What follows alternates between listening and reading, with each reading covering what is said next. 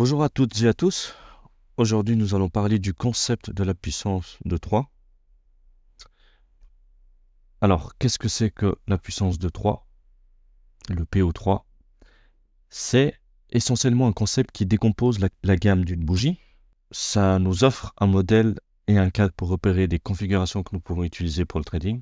Dans un troisième point, le Midnight Open, donc l'ouverture de la bougie, ainsi que l'ouverture de la session à New York. Il est impératif de prendre en considération les horaires pour garantir le bon fonctionnement de ces initiatives.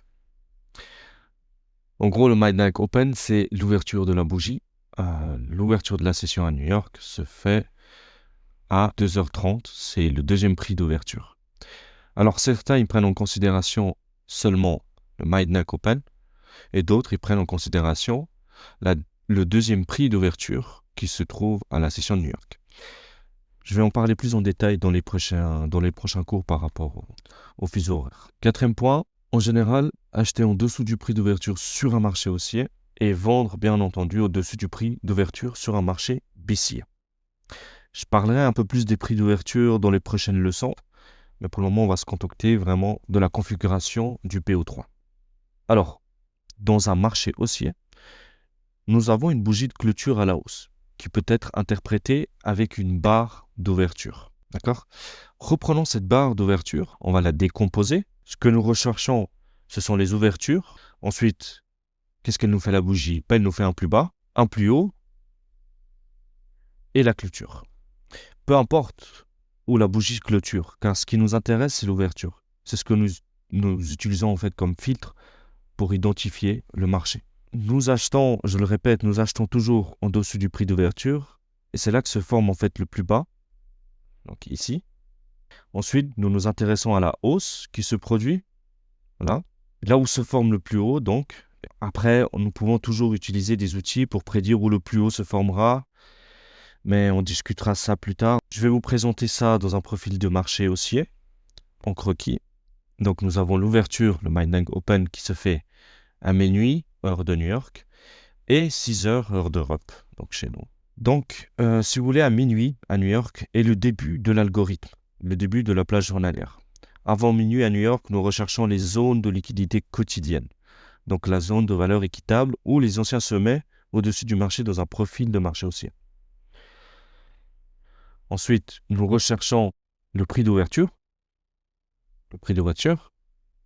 Nous traçons en fait une ligne sur la bougie du prix d'ouverture pour identifier en fait où se trouve le marché. Est-ce qu'il se trouve au-dessous ici ou au-dessus? Ensuite, nous identifions du FSJ OB Breaker Block qui se trouve potentiellement à gauche du marché. Donc, avant minuit, avant 6h du matin. C'est ce qu'on appelle aussi la session Asia.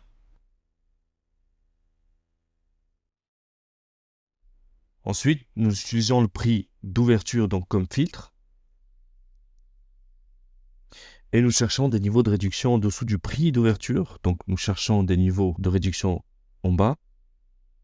Donc, au début, le prix monte et nous nous attendons, que le prix passe en dessous de notre filtre. Donc, qui passe en dessous du prix d'ouverture.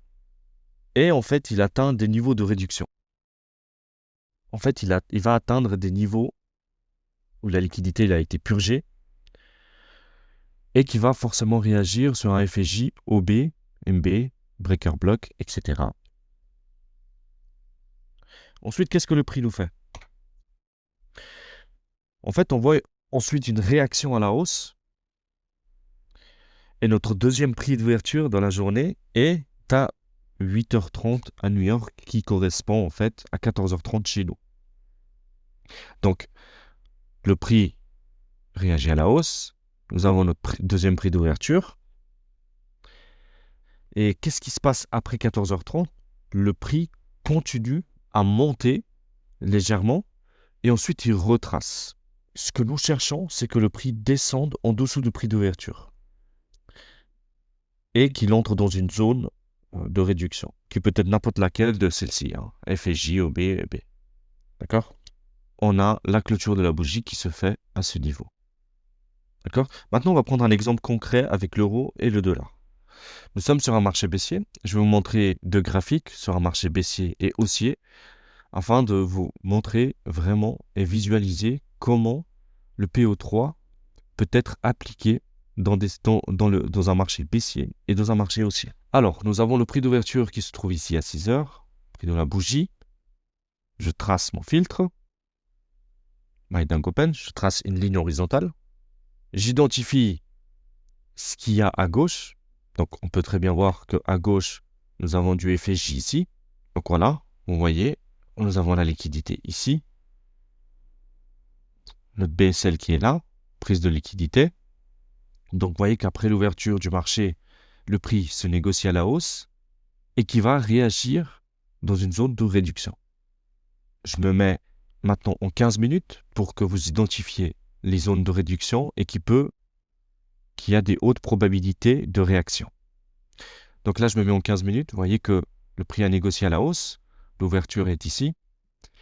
Nous négocions à la baisse. Et là, nous avons notre deuxième prix d'ouverture. Donc, qui correspond en fait à 8h30 à New York et 14h30 en Europe, chez nous, Suisse, France. Ok, maintenant qu'on a notre prix d'ouverture, nous regardons. Normalement, le prix continue la baisse et qui va ensuite se négocier à la hausse. Et c'est là que nous recherchons en fait des zones de réduction. Et vous voyez que le prix d'ouverture est ici. D'accord?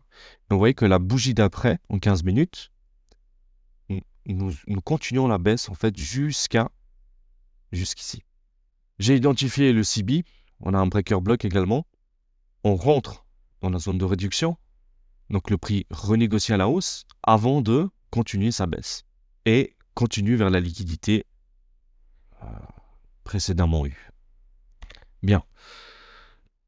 Maintenant, nous regardons dans un marché haussier comment le prix se comporte. Alors, qu'est-ce qu'il faut identifier ici?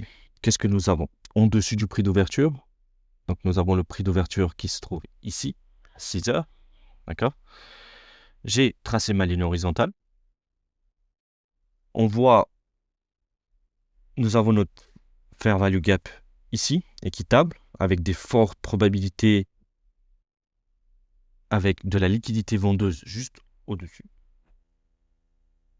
Le marché, qu'est-ce qu'il fait? Alors, il descend et atteint le gap de valeur équitable à l'intérieur aussi du bloc d'ordre. D'accord? Prenons ensuite la liquidité qui se trouve ici, la liquidité ici, puis il remonte vers la liquidité acheteuse. D'accord? Donc ici, ici, ici. Essentiellement, en fait, nous combinons tous ces concepts et les mettons en pratique pour construire notre propre modèle personnel. Moi, c'est ce que je fais. En utilisant le prix d'ouverture comme filtre, par exemple, et avec ces niveaux de réduction, vous pouvez trouver ici, ici, ici, ici, ici. C'est comme ça que nous pouvons commencer à examiner où se trouve notre bloc d'ordre à forte probabilité et anticiper où le marché devrait se diriger si nous voulons aller beaucoup plus haut. D'accord? Donc, qu'est-ce qu'il faut en tenir compte? Premièrement, le prix d'ouverture. Deuxièmement, FJ, OB.